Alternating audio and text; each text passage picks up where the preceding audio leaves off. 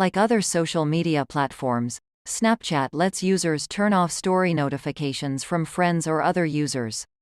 The Snap-owned photos and videos sharing app released Stories in 2013, a feature that allowed users to post a series of snaps for their friends to view for up to 24 hours, after which they disappeared.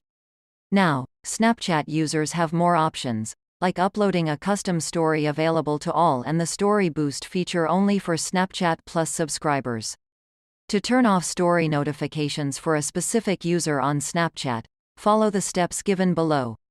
Open the app and swipe right to open the Messages section. Then press and hold the user's chat to view more options and select Story Settings. On the following screen, the app shows two toggles for Story Notifications and Mute Story. Turn off the toggle beside the first option to stop seeing notifications whenever the user uploads a story.